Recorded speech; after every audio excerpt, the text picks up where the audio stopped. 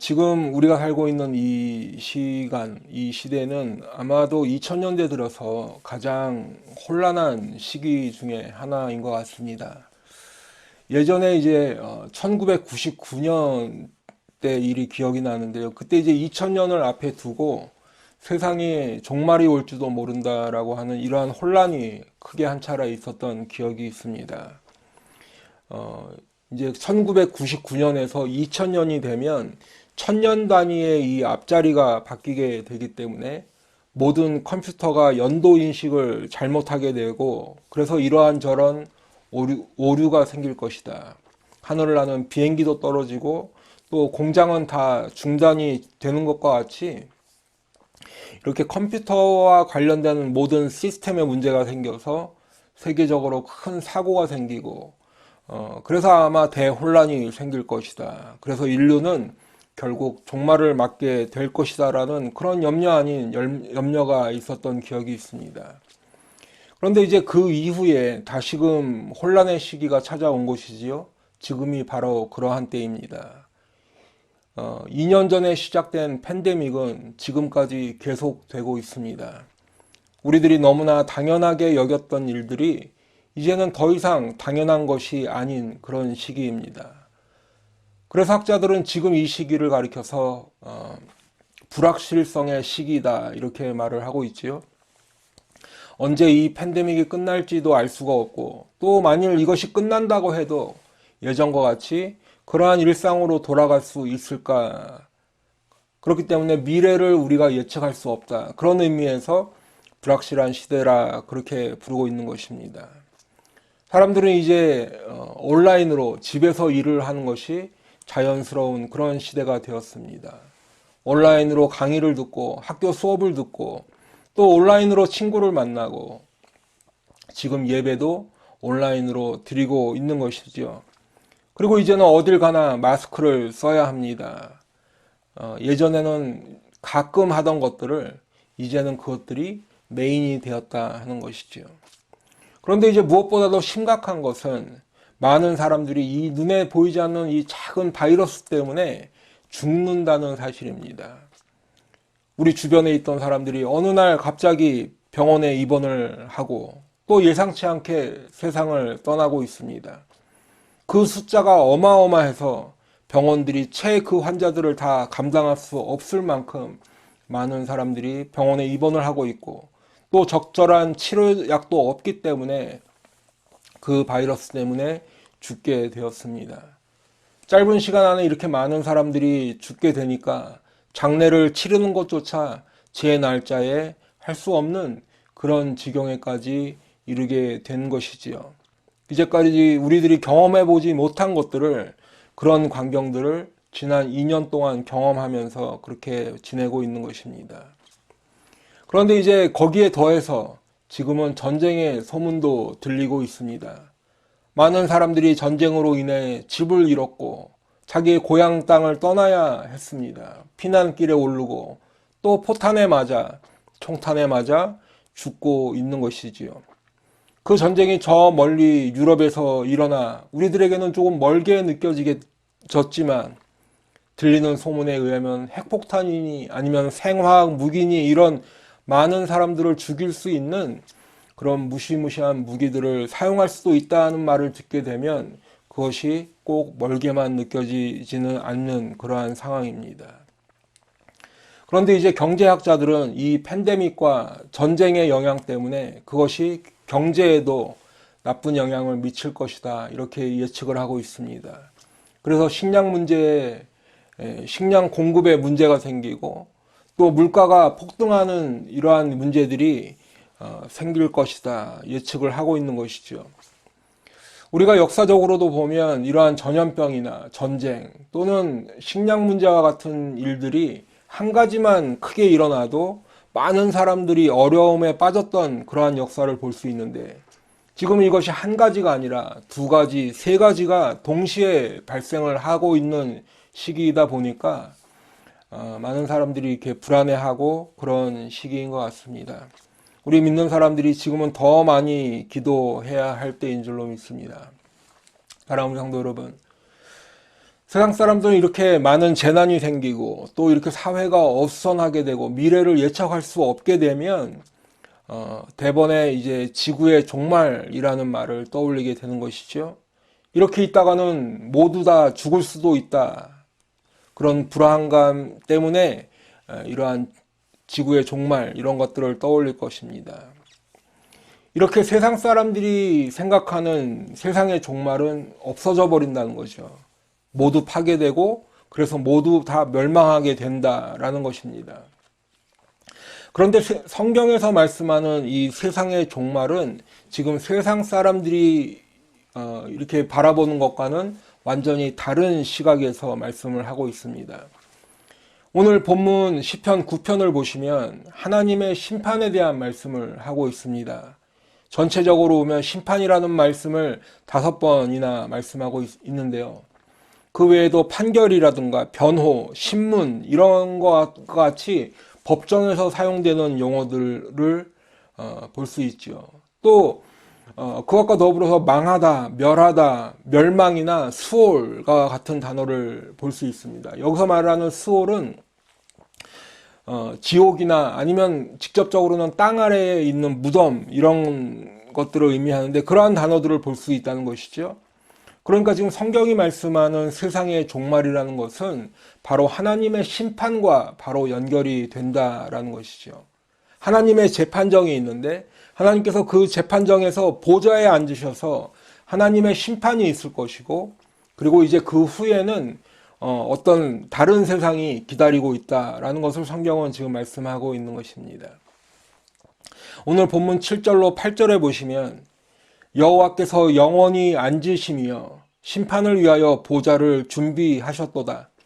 공의로 세계를 심판하시며 정직으로 만민에게 판결을 내리시리로다. 지금 하나님께서 재판을 하시기 위해서 보좌를 준비하셨습니다. 그리고 세계를 심판하시고 만민에게 판결을 하실 것이다. 즉 세상 모든 만물과 세상 모든 사람들을 심판하실 것이다. 재판하실 것이다. 라는 말씀입니다. 한 번 죽는 것은 사람에게 정해진 것이고 그 후에는 심판이 있을 것이다 라고 성경은 말씀하셨는데 바로 성경에서 말씀하시는 이 종말은 하나님의 심판과 연결되어 있다. 하나님의 심판대 앞에 서게 될 것을 의미하는 것입니다. 내가 죽어서 하나님의 심판대 앞에 서든지 아니면 그 전에 주님께서 다시 오셔서 하나님 앞에 서게 되든지 간에 우리들이 맞이하게 되는 종말은 필연적으로 하나님의 심판과 연결이 된다는 의미입니다. 그런데 우리가 이 시점에서 눈여겨봐야 할 것이 하나 있는데 그것은 바로 하나님께서 재판하실 때 공의와 정직으로 하신다는 점입니다. 사랑하는 성도 여러분, 우리 성도님들께서는 공정이라는 말을 많이 들어보셨을 것입니다. 공정이라는 것은 공평하고 정당한 것이나 아니면 공의롭고 정직한 것 이런 것들을 의미하는 것일 텐데요. 그렇기 때문에 이 공정에 대한 것은 예수를 믿는 사람이든 아니면 믿지 않는 사람이들 간에 이 공정에 대한 것을 많이 이야기하고 많이 관심을 가지고 있는 것입니다. 우리는 지금 미국이라는 이 민주주의 사회에서 살고 있는데 이 민주주의 사회에서 가장 필요한 덕목 중에 하나도 바로 이 공정이라는 것이죠. 그런데 사람들이 원하고 이렇게 사람들이 공정을 원하고 또 우리 사회에 꼭 필요하다라고 생각하는 이 공정이 실제 사회에서는 실제 우리들의 삶에서는 잘 작동하지 않는다는 것이 사실은 문제입니다. 무엇보다도 공정해야 할 법이 항상 공정하지는 않게 이렇게 적용이 되는 것이지요. 누구에게나 공평하게 적용이 돼야 하지만 실상은 사람을 가려가면서 적용이 되는 것이 현실입니다. 정당하고 정의로워야 할 법이 높은 자리에 앉아있는 권력자 앞에서는 정의롭지 못한 것을 보게 됩니다. 돈 많은 부자 앞에서는 정당한 판결이 아니라 구부러진 판결을 하고 있는 것이지요. 이뿐만 아니라 부를 나누는 이 분배의 문제에서도 보면 공평하고 정의로운 이슈는 항상 뒤로 밀려나게 마련입니다. 그렇기 때문에 사람들은 유전무죄니 무전유죄니 이런 말들을 하고 또 흙수저니 금수저니 이런 말들을 하게 되는 것이지요. 똑같은 죄를 지어도 어떤 사람은 감옥에 가는데 어떤 사람은 그냥 풀려나기도 합니다. 부자들은 교육의 기회도 더 많이 받고 유산도 더 많이 물려받기 때문에 그 부를 자자손손 이어가는 것이지만 가난한 사람들은 그 가난을 벗어나기가 점점 더 어려워지고 결국 그 가난은 계속해서 되물림되는 것이 바로 우리들이 살고 있는 이 세상이라는 것입니다. 하지만 오늘 말씀은 하나님의 심판은 공의롭고 정직한 심판이다라고 말씀하고 있습니다. 누구에게나 공평한 판결을 하신다는 의미입니다. 하나님의 법에 따라서 하나님의 말씀을 근거로 한 정당한 판결이라는 의미입니다. 부자라고 봐주지 않고 높은 권력자라고 해서 무죄를 받는 그러한 판결이 아니라는 말씀입니다. 누구에게나 동일하게 적용이 되고 누구에게나 공평하게 적용이 되는 그러한 판결이고 기준이 명확한 판결인 것입니다. 그런 의미에서 하나님의 심판은 공정한 판결인데요. 이 하나님의 이 공정한 판결의 원리는 사실 간단한 원리입니다. 죄를 지은 사람은 그에 따른 벌을 받고 또 선을 행한 사람은 그에 따른 상을 주시는 것이 바로 하나님의 심판의 원리인 것이지요. 그렇기 때문에 공의로운 심판인 것입니다. 그래서 오늘은 하나님의 이 공의로운 심판의 원리에 대한 말씀을 좀 더 나누길 원하는데 첫 번째로는 의인들을 보호해 주신다는 것입니다. 의인들을 보호해 주신다. 오늘 본문 4절 말씀입니다. 주께서 나의 의와 송사를 변호하셨으며 보좌에 앉으사 의롭게 심판하셨나이다. 사랑하는 성도 여러분, 누구든지 재판정에 간다는 것은 그렇게 즐거운 일은 아닌 것이죠. 무엇인가 이렇게 송사에 얽혀 있고 복잡한 일이기 때문에 그렇습니다. 하지만 무고하게 누명을 쓰고 있는 어떤 사람이 든든한 변호사를 만나서 그래서 그 법정에 가서 그 억울함이 풀어지고 벌을 받지 않고 오히려 자기의 억울함이 풀어지게 된다면 당당하게 재판정에 가게 될 것입니다. 하나님의 심판대 앞에 선다는 것도 우리 인생들에게는 매우 두려운 일인데요.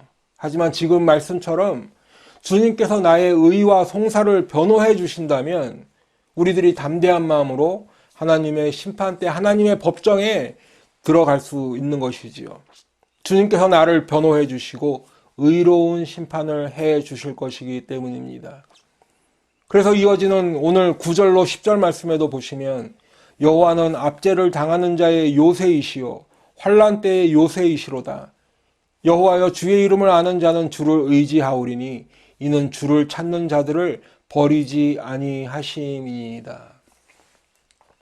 여러분, 지금 본문이 하나님의 심판에 대한 말씀을 하고 있지만 그래서 악인들은 그에 합당한 벌을 받게 되는 하나님의 재판정이지만 오히려 우리 주님께서는 의인들의 요새가 되어주셔서 보호해 주신다고 말씀하고 있습니다. 그렇기 때문에 주의 이름을 아는 자는 주를 의지하게 되는 것이죠. 주님을 의지하게 되는 것입니다. 우리 주님께서 주님을 찾는 자들을 버리지 아니하시고 보호해 주실 것이라는 것을 믿기 때문입니다. 그렇기 때문에 우리 주님께서도 요한복음 6장에 보시면 이렇게 말씀하셨습니다. 먼저 37절을 보시면 아버지께서 내게 주시는 자는 다 내게로 올 것이요 내게 오는 자는 내가 결코 내쫓지 아니하리라. 그리고 이어지는 39절에도 보시면 나를 보내신 이의 뜻은 내게 주신 자 중에 내가 하나도 잃어버리지 아니하고 마지막 날에 다시 살리는 이것이니라. 지금 오늘 본문의 말씀과 같이 이 요한복음 6장에서도 우리 주님께서는 주님께로 오는 자는 결코 내쫓지 아니하실 것이고 아버지 하나님께서 이끌어 주시는 사람은 하나도 잊어버리지 않고 마지막 날에 다시 살려주실 것이다. 이것이 우리 주님을 보내신 나를 보내신 이 곧 하나님 아버지의 뜻이다라고 말씀하고 있습니다. 우리 주님께서도 그렇게 원하신다는 것입니다. 사랑하는 성도 여러분, 우리 모든 성도님들은 우리 주님을 찾으시는 성도님들 되시기를 축원합니다. 우리 주님께 날마다 가까이 더 가시는 성도님들 되시기를 축원합니다. 그래서 마지막 날 우리 주님께서 살리시는 그 은혜를 받는 복된 성도님들 다 되시기를 축원합니다. 오늘 본문 18절에도 보시면 이러한 주님의 약속을 더욱더 확고하게 확실하게 다짐해 주고 계십니다. 18절에 보시면 궁핍한 자가 항상 잃어버림을 당하지 아니하며 가난한 자들이 영원히 실망하지 아니하리로다. 오늘 본문은 우리 주님의 의로우신 재판정에서 벌을 받지 않는 것이 아니라 상을 받을 의인들을 가리켜서 압제를 당하는 자라고 지금 말씀하고 있습니다. 그리고 또한 그 의인들을 가리켜서 주의 이름을 아는 자, 주를 찾는 자라고 부르고 계시고 또한 궁핍한 자, 가난한 자라고 부르고 계십니다. 그러니까 정리해서 보면 의인이라는 것은 먼저 하나님께서 예수 그리스도로 말미암아서 그 죄를 간과해 주시고 그 죄를 용서해 주셔서 이제 의롭다 이렇게 불러주시는 사람이 의인인데, 그 의인들은 이제 이 세상을 살면서 하나님의 심판대 앞에 갈 때까지 어떻게 살아야 하는가를 알 수 있다라는 것이죠. 만일 우리들이 하나님께서 의롭다 불러주시는 그 은혜를 받은 하나님의 성도들이라면 우리는 압제를 당하고 살지언정 압제를 하지 말라 말씀하고 있습니다. 요즘 말로 풀어서 얘기하면 갑질하지 말라는 것이지요. 왕따시키지 말라는 것입니다. 사람들을 억울하게 만들지 말고 사람들을 괴롭게 하지 말라는 그러한 의미입니다. 또한 주님을 아는 자가 되어야 하는데, 주님을 안다는 것은 말씀을 통해서 지식적으로 아는 것도 반드시 필요하지만 동시에 우리가 무엇보다도 주님과의 친밀한 교제를 통해서 아는 것이 반드시 필요하다라는 것이, 관계를 통한 주님을 아는 것이 필요하다는 것입니다. 그리고 동시에 날마다 주님을 찾는 자가 되어야 하는 것입니다. 내가 힘들고 어려울 때만, 아니면 내가 무엇이 필요할 때만 주님을 찾는 것이 아니라 날마다 주님을 찾아야 하는 것입니다. 날마다 주님께 가까이 가야 하는 것입니다. 주님을 마음으로부터 사랑하는 마음으로 주님을 따라 항상 주님께 가까이 해야 하는 것이지요. 그러기 위해서 우리에게 반드시 필요한 마음이 있는데 그것은 바로 궁핍한 마음, 가난한 마음이라는 것입니다. 이 궁핍하고 가난한 마음은 쉽게 말하면 겸손한 마음이라고 할 수 있는데, 바로 산상수훈의 말씀과 같이 심령이 가난한 자가 천국을 받을 것이고 애통하는 자가 위로를 받을 것이고 또한 의에 줄이고 목마른 자가 배부를 것이기 때문에 우리들이 가난한 마음, 궁핍한 마음, 겸손한 마음을 가져야 할 것입니다. 그렇기 때문에 오늘 말씀에서도 이러한 궁핍한 마음, 가난한 마음으로 주님을 아는 사람, 주님을 찾는 사람을 주님께서는 보호해 주시고 버리지 않으시고 잊지 않으신다고 약속해 주셨습니다. 그렇기 때문에 이렇게 주님의 은혜를 받은 사람들은 당연히 주님께 감사와 찬송을 올려드릴 수밖에 없는 것이죠. 그 주님의 은혜가 너무 크고 너무 벅차기 때문입니다. 감당할 수 없기 때문입니다. 이 모든 것이 다 주님의 은혜이기 때문입니다. 심판날에 공평과 진리로 심판을 해주시는 것이 바로 주님의 은혜이기 때문입니다. 그래서 오늘 본문 1절로 2절에도 보시면 내가 전심으로 여호와께 감사하오며 주의 모든 기이한 일들을 전하리이다. 내가 주를 기뻐하고 즐거워하며 지존하신 주의 이름을 찬송하리니 라고 말씀하고 있는데, 여기서 말씀하는 기이한 일이라는 것은 바로 이어지는 3절에 보면 내 원수들이 주님 앞에서 넘어져 망한다는 것을 의미하는 것이죠. 하나님의 심판대 앞에서 의인들을 보호해 주시고 악인들을 벌하시는 그 기이한 모습을 보니 이 땅에서는 도무지 일어날 것 같지 않은 그 일들을 하나님의 심판대 앞에서 하나님의 공의로 심판하실 때 그 일이 일어난다는 것입니다.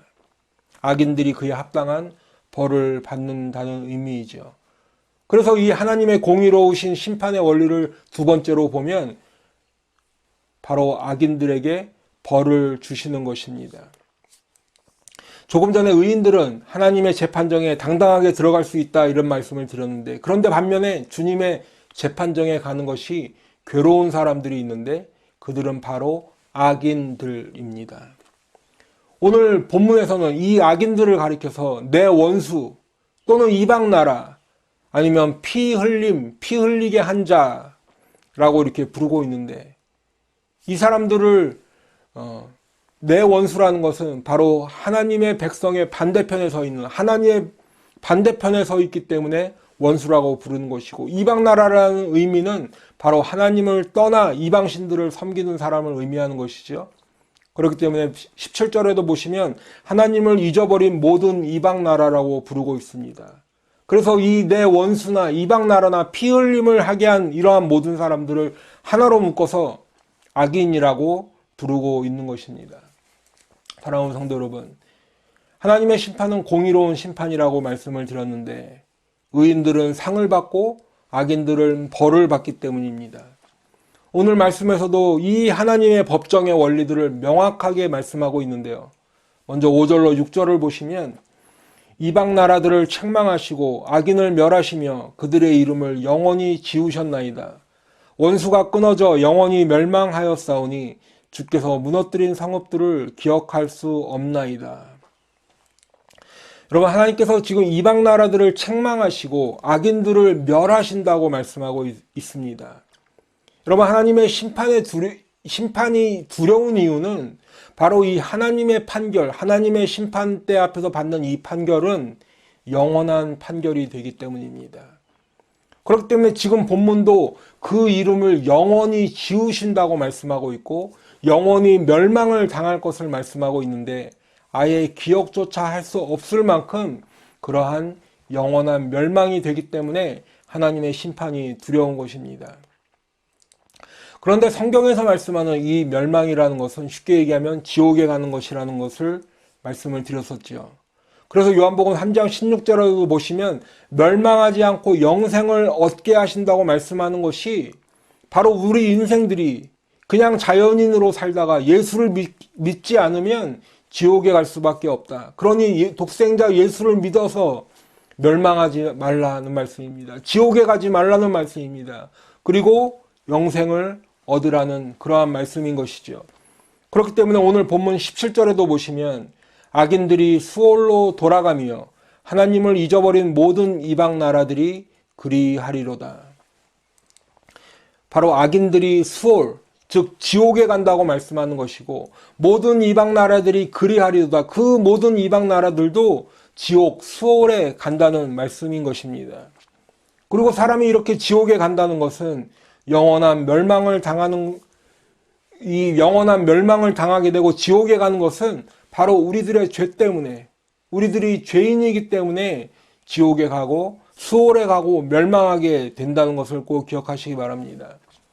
하나님께서 그 필요도 없는 애꿎은 지옥을 만들어서 사람들을 지옥에 보내시려고 그렇게 괜히 지옥을 만들어 놓으신 것이 아니라, 바로 나의 죄의 문제를 해결하지 않고서는 거룩하신 하나님과 도무지 함께 할 수 없기 때문에 바로 내 죄가 나를 지옥에 보내는 것이고, 내 죄 때문에 영원히 멸망을 당한다는 이 사실을 꼭 믿으시기 바랍니다. 그렇기 때문에 오늘 본문 15절로 16절에서 이방 나라들은 자기가 판 웅덩이에 빠지며 자기가 숨긴 그물에 자기 발이 걸렸도다.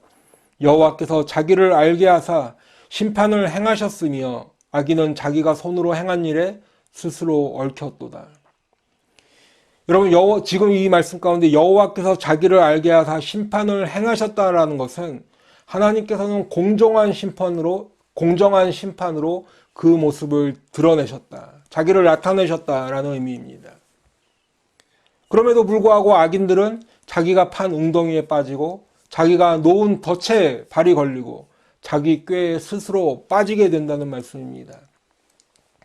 하나님을 피해 다니는 것 같고, 그래서 내가 아무리 악한 일을 해도 하나님 모르시겠지, 보시지 않으시겠지, 요리조리 피해 다니면서 내가 필요할 때만 하나님을 찾는 척하다가 결국에는 심판날이 되어서야 자신의 영원한 멸망을 비로소 깨닫게 된다는 의미입니다.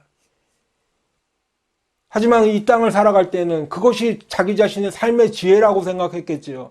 자기가 꾀를 낸다고, 정말 내 머리 똑똑하다고 그렇게 살았을 것입니다. 하지만 그것이 가장 우매한 일이고 지혜롭지 못한 것이라고 성경은 말씀하고 있는 것입니다. 하나님의 심판대 앞에서 멸망을 당하는 판결을 받게 될 것이기 때문입니다. 하나님의 심판은 공정하고 정의로운 공정한 심판이기 때문에 악인들은 결국 벌을 받게 되는 것입니다. 사랑하는 성도 여러분, 지난주에는 창조에 대한 말씀을 나누었습니다. 그리고 오늘은 종료주일이라고 하지요. 이번 주간은 고난주간입니다. 그 어느 때보다도 예수님의 십자가를 묵상하게 되는 주간입니다. 그런데 여러분, 하나님의 창조 또 예수 그리스도의 십자가가 바로 오늘 말씀의 주제인 하나님의 심판과 하나로 연결이 된다는 것을 꼭 기억하시기 바랍니다. 좀 더 자세한 말씀을 드리겠습니다. 사랑하는 성도 여러분, 우리 예수님께서 이 땅에 오셨다. 바로 자기 백성들을 그들의 죄, 그 백성들의 우리들의 죄에서 구원하시기 위해서 우리 예수님은 이 땅에 오셨습니다. 우리들의 죄 때문에 결국에는 우리들이 다 멸망을 받고 지옥에 갈 수밖에 없기 때문에 우리 예수님께서 이 땅에 오셨고 또 우리들을 살리기 위해서 십자가에서 죽으신 것을 꼭 믿으시기 바랍니다. 그런데 여러분, 만일에 하나님의 심판이 없다면, 그래서 세상 사람들이 생각하는 것처럼 사람이 그냥 한평생 살다가 죽으면 모든 것이 끝이고 아무것도 없다, 그것이 사실이라면 우리 예수님께서 이 땅에 오셔서 우리들을 위해서 죽으실 이유가 하나도 없다라는 것이지요. 우리들이 죽어도 지옥에 가지 않는데 우리를 무엇으로부터 구원하신다는 것인가요? 구원하실 필요가 없다는 것이지요. 멸망하지 않는데 지옥에 가지 않는데 구원도 필요가 없어진다라는 것입니다. 그냥 이 땅에서 살 때 얘들아 서로 사이좋게 살아라, 서로 사랑하면서 나누면서 베풀면서 살아라, 이렇게 덕담 같은 말씀만 해주셔도 충분했을 것이라는 것입니다. 하지만 우리 예수님께서는 친히 이 땅에 오셨습니다. 하늘 영광 다 버리시고 이 땅에 오셨고 그래서 십자가에서 죽으셨습니다. 왜냐하면 하나님의 심판은 반드시 있기 때문입니다. 우리들의 죄의 문제를 해결하지 않으면, 예수 그리스도로 말미암는 그 죄사함을 받지 않으면 하나님의 심판 때에 다 멸망을 받고 하나님의 영원한 판결을 받을 수밖에 없기 때문입니다. 지옥에 갈 수밖에 없기 때문입니다. 그렇기 때문에 우리 주님께서 이 땅에 오셔서 십자가에서 죽으신 것입니다. 우리들이 멸망하는 것을 원하지 않으시기 때문입니다. 우리들을 지옥에 보내고 싶어 하지 않으시기 때문입니다. 우리들에게 영생을 주시기 원하시고 그래서 십자가에서 죽으신 것입니다. 우리 죄인들을 살리시기 위해 십자가에서 죽으신 것입니다. 사랑하는 성도 여러분, 이야기 하나를 들려드릴 텐데요. 예전에 BC 500년경에 저 멀리 지중해 근방에 어느 한 작은 나라가 있었다고 합니다. 그 나라에는 왕이 있었는데 이 왕은 백성들을 공평하게 다스리고 정의롭게 다스리는 그런 의로운 왕이었습니다.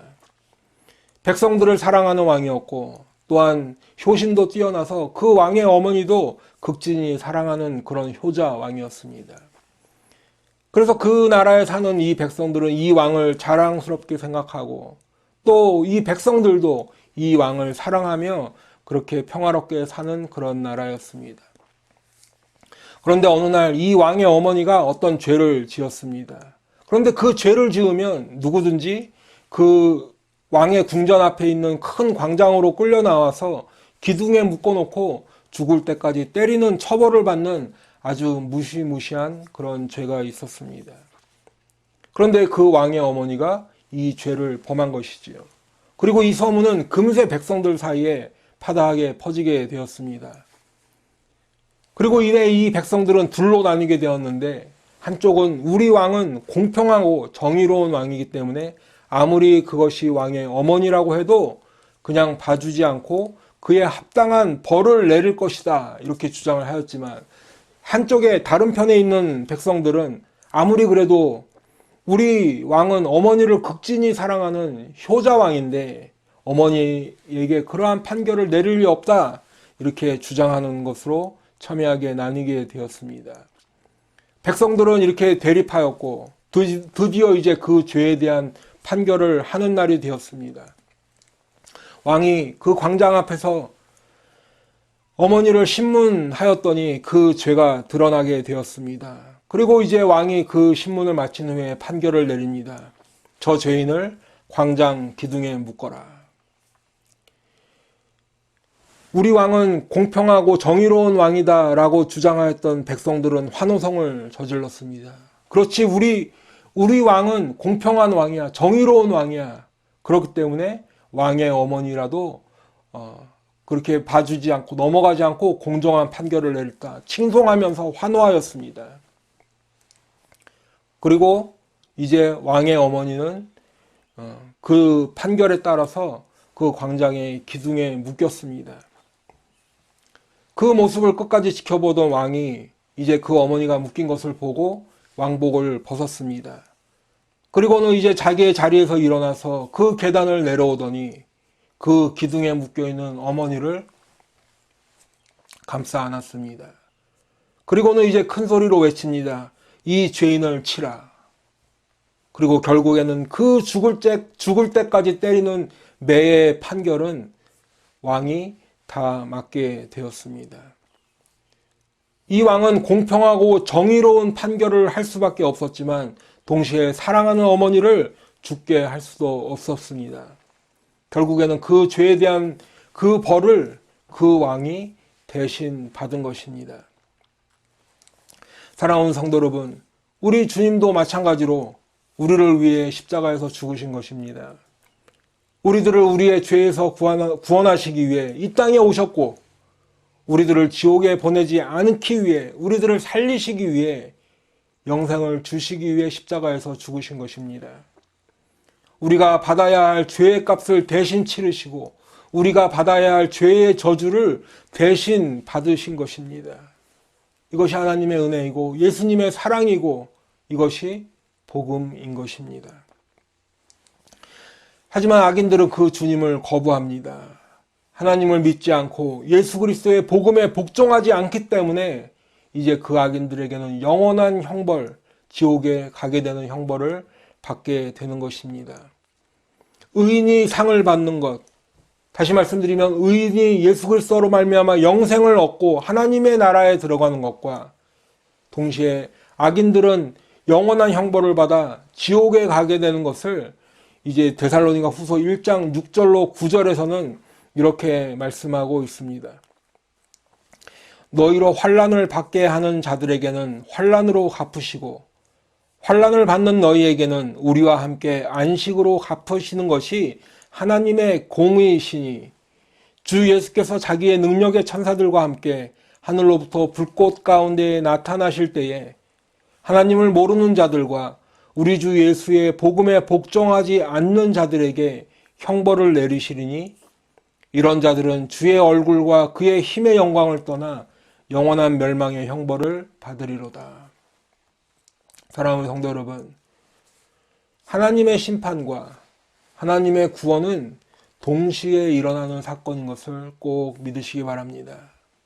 여러분, 노아의 홍수 때 방주에 들어간 사람들이 있고 홍수에 죽은 사람들이 있는 것입니다.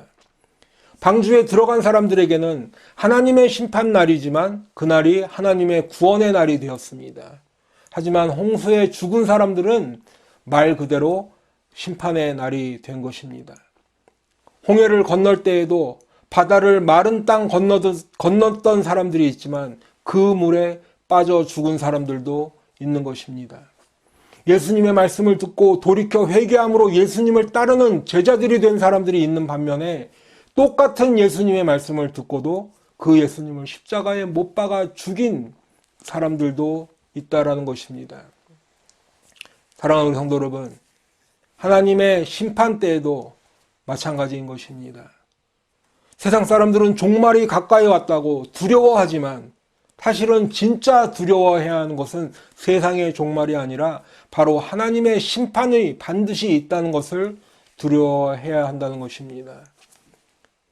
그래서 그날이 예수를 믿어서 의인이라고 불러주신 사람들, 하나님의 말씀에 순종하고 주님을 따른 사람들에게는 구원의 날이 될 것이지만, 하나님을 모르는 자들, 예수 그리스도의 복음에 복종하지 않은 자들, 주님을 거부한 사람들에게는 바로 그날이 형벌의 날, 멸망의 날, 심판의 날이 된다는 것입니다. 여러분, 하나님의 심판은 공의로운 심판입니다. 의인들에게는 영생이라는 상을 주셔서 이 땅에서의 모든 눈물을 닦아주시고 위로와 안식을 주시는 날이지만, 악인들에게는 반드시 그 악함에 대한 벌을 내리셔서 둘째 사망, 지옥불에 던져져서 영원한 형벌을 받는 심판의 날이 되기 때문입니다. 사랑하는 성도 여러분, 하나님께서 공의로 심판하신다는 의미는 오늘을 사는 우리 성도들에게도 공의로운 삶을 살라고 명령하신다는 것을 꼭 기억하시기 바랍니다. 하나님이 의로운 하나님이시기 때문에 우리들도 공의와 정의를 행하며 살아야 한다는 것입니다. 그렇기 때문에 교회는, 또 우리 성도님들은 우리 주위에 약한 사람들, 소외된 사람들, 도움이 필요한 사람들에게 관심을 갖고 함께 마음을 나누고 그분들을 돌보아야 하는 것입니다. 그리고 동시에 예수 그리스도를 전하고 그분의 복음을 전해야 하는 것입니다. 십자가의 보혈로 용서함 받을 때만이 우리가 사함 받을 수 있다. 우리의 죄의 문제를 해결할 수 있다. 그래서 멸망하지 않고 영생을 얻을 수 있다라는 이 복음도 함께 전해야 하는 것이지요. 여러분, 이번 주간은 고난 주간입니다. 바라기는 주님의 십자가를 묵상하실 때 내가 얼마나 죄인이기에, 도대체 내가 얼만큼 악한 죄인이기에 그 죄를 씻기 위해서 예수님께서 십자가에서 죽으셔야 할 만큼 그렇게 내가 악한 죄인인가 깨닫는 우리 모두 다 되시기를 축원합니다. 그리고 내 죄가 아무리 크고 악하다 할지라도 누구든지 주님 앞에 나와서 자복하고 회개하는 그 사람을 용서해 주시고 죄 없다 해 주시고 의인이라고 불러주시는 그 주님의 은혜를 믿고 주님 앞으로 다 나오시는 성도님들 되시기를 축원합니다. 그래서 하나님의 심판의 날이 말 그대로 심판을 받는 날이 아니라 하나님의 은혜로 구원을 받는 은혜의 날이 되는 그 성도님들 다 되시기를 축원합니다. 그리고 그 날이 올 때까지 우리 주위에 있는 우리 형제 자매들을 사랑하고 돌보고 주님의 공의를 이 땅에서 순종함으로 행하는 하나님 나라의 백성, 믿음의 성도들 다 되시기를 예수님의 이름으로 축원합니다. 기도하겠습니다.